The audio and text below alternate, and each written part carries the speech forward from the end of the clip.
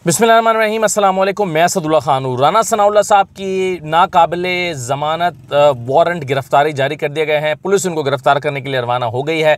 बहुत सारे लोगों के ज़हनों में ये सवाल है कि राना सनाउल्लाह पर ये कौन सा मुकदमा है जिसमें एंटी करप्शन ने उनको गिरफ़्तार करने के लिए दरख्वास्त दी थी और फिर जो सीनियर सिविल जज हैं उनकी अदालत से ये वारंट गिरफ़्तारी जारी हो गए हैं, गुलाम अकबर ख़ान की अदालत से, और अब उनकी गिरफ़्तारी की कोशिश की जा रही है। लेकिन ये मुकदमा क्या है? आप देखें कि जब आप एक अथॉरिटी पर होते हैं तो आप किस तरह से अपने इख्तियारात का इस्तेमाल करते हैं। राना सनाउल्लाह साहब जब वज़ीर कानून हुआ करते थे, आपको याद होगा 2013 और 18 के दरमियान में पंजाब के वज़ीर कानून हुआ करते थे, तो उस ज़माने में ग़ालिबन ये 2017 की बात है कि राना सनाउल्लाह साहब ने कलर कहार में एक सोसाइटी का इफ्तिताह किया था। उसका नाम था बिस्मिल्लाह हाउसिंग सोसाइटी। तो बिस्मिल्लाह हाउसिंग सोसाइटी का उन्होंने इफ्तिताह किया और इफ्तिताह करने के चंद दिन बाद ही उनको 2 प्लॉट्स दे दिए गए जो उन्होंने रकम अदा किए बगैर हासिल किए। रकम उन्होंने अदा नहीं की और प्लॉट्स उनके नाम पर हो गए। तो प्लॉट्स को उन्होंने फौरी तौर पर अपने नाम पर ट्रांसफ़र भी करवा लिया था। उन पर इल्ज़ाम यह है कि उन्होंने ये प्लॉट्स जो हैं वो रिश्वत के तौर पर लिए। यानी जब आप एक हाउसिंग सोसाइटी बना रहे हैं, आप लॉ मिनिस्टर से उसका इफ्तिताह कराएंगे, तो जब लॉ मिनिस्टर आकर इफ्तिताह कर रहा होगा तो आप पब्लिक में क्या मैसेज देंगे? तो पब्लिक में मैसेज आएगा कि जी ये सोसाइटी तो बड़ी ज़बरदस्त है, लॉ मिनिस्टर खुद आ रहा है और ये लीगल भी है, इसके सारे मामला इसका मतलब है क्लियर हैं, और ये तो बड़े स्ट्रॉन्ग लोग हैं, अगर एक बंदा राना सनाउल्लाह को बुला सकता है तो इसका मतलब है कि इस सोसाइटी का काम तो रुक नहीं सकता, तो इसके ताल्लुकात तो हुकूमत तक हैं। तो ये इंप्रेशन देकर जब आप प्लॉट बेचते हैं तो जिसकी वजह से ये इंप्रेशन आप लोगों को दे रहे हैं वो अपना हिस्सा भी वसूल करता है। तो लॉ मिनिस्टर ने उस वक्त ये सोचा, उन्होंने कहा कि जी ठीक है, मैं तुम्हारी स्कीम सोसाइटी बेचने के लिए इतनी अगर कर रहा हूँ, एफर्ट कर रहा हूँ, या मेरा काम इस्तेमाल हो रहा, तो मुझे कुछ फिर तोहफे में भी दो। तो तोहफे में मिले उनको जनाब 2 प्लॉट, और ये प्लॉट उन्होंने अपने नाम पर ट्रांसफ़र करवाए। और ये प्लॉट जो हैं राना सनाउल्लाह का मौक़िफ़ ये है कि उनको तोहफे में दिए गए और उससे उन्होंने हुकूमत का टैक्स भी ख़त्म करवा लिया। आप अंदाज़ा करें कि टैक्स भी अदा नहीं किया उसके ऊपर। कलर का रावलपिंडी का ये केस है जिसकी इंक्वायरी जो है एंटी करप्शन हेड ऑफिस में चल रही थी, और चूंकि बार बार एंटी करप्शन की तरफ से उनको बुलाया जाता रहा और वो पेश नहीं हुए। अब कल जो इमरान खान के साथियों की गिरफ्तारियां हुई हैं उस पर भी इनका मौक़िफ़ हुकूमत का ये है कि जी बार बार FIA इनको बुलाती रही, चूँकि ये पेश नहीं हुए तो इसलिए इनको गिरफ्तार कर लिया गया। तो अब राना सनाउल्लाह साहब को भी बार बार बुलाया जाता रहा और वो पेश नहीं हुए, तो अब उनकी गिरफ्तारी के वारंट जारी हुए हैं। हुक्मनामा जो है वो तलबी के बावजूद वो पेश नहीं हो रहे थे, अदम हाज़िरी पर उनके बिला ज़मानत गिरफ्तारी वारंट जारी हो गई है। मैंने आपको बता दिया। तो ये है जी सूरत हाल। तो राना सनाउल्लाह साहब जो हैं कानून का एहतराम करते हुए उनको पेश होना चाहिए था, एंटी करप्शन में पेश होकर उनको उनके सवालों के जवाब देने चाहिए थे, जैसे वो दूसरों से ये एक्सपेक्ट करते रहे हैं कि बाकी लोग FIA के सामने और बाकी इदारों के सामने पेश होकर जवाब दें। तो ऐसे ही राना सनाउल्लाह साहब को भी एंटी करप्शन के सामने पेश होकर जवाब देना चाहिए था। एक तो ये मामला है। अब दूसरा, आप जानते हैं कि वो जो हैं राना सनाउल्लाह साहब इस वक्त वज़ीर दाखिला हैं, और वज़ीर दाखिला को जो है उनके बारे में बड़े फ़ख्र से उनकी साथ पार्टी में साथी TV पर बैठ के भी कहते हैं, इमरान खान साहब आप राना सनाउल्लाह को जानते नहीं हैं कि वो आपके साथ करेगा क्या। तो इस तरह की धमकियां दी जाती हैं। लेकिन मैं आपको बताऊं कि इस गरीब कौम के जो करोड़ों रुपए झोंके जा रहे हैं उसकी बड़ी हौशरुबा एक पुलिस रिपोर्ट सामने आई है। पुलिस खुफिया रिपोर्ट डॉन ने इसको पब्लिश भी किया।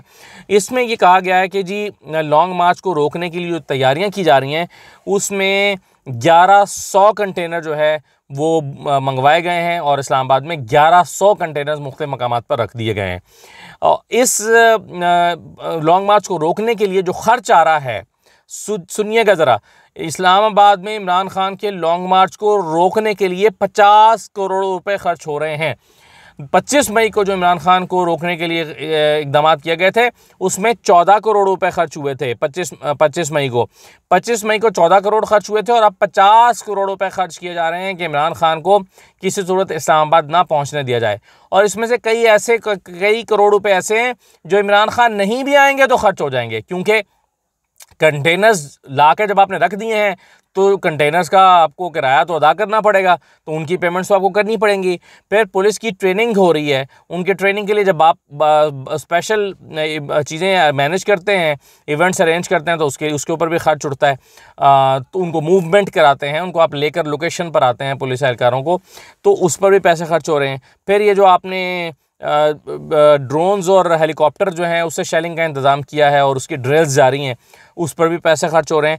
तो अगर इमरान खान का लॉन्ग मार्च नहीं भी होता तो कई करोड़ रुपए तो वैसे भी खर्च हो जाएंगे। तो ये तो झोंक दिए हैं राना सनाउल्लाह साहब ने इमरान खान की के साथ लड़ाई में। अच्छा, फिर मैं आपको बताऊं कि ड्रोन्स और हेलीकॉप्टर से शेलिंग करने का जो मंसूबा बनाया गया है, इसके लिए 60,000 जो टीयर गैस के शेल हैं वो अरेंज किए गए हैं, 60,000, ये रिपोर्ट में कहा गया है। फिर रिपोर्ट ये बताती है कि 30,000 रबड़ की गोलियां जो हैं वो भी अरेंज की गई हैं ताकि मुजाहिरीन, बूढ़े लोगों पर, बच्चों पर गोलियां बरसाई जा सकें और वो 80 साल के ख़वातीन हज़रात जो पिछली मरतबा सिर्फ आंसू गैस की शेलिंग सह कर यहाँ से चले गए थे, इस मरतबा उसके साथ साथ उन पर जाते जाते रबड़ की गोलियां भी फेंकी जाएँ बूढ़े लोगों पर, और उन बच्चों पर भी जो माओं के हाथ में होंगे उन पर भी रबड़ की गोलियां बरसाई जाएँ। तो ये इंतज़ाम किया गया है।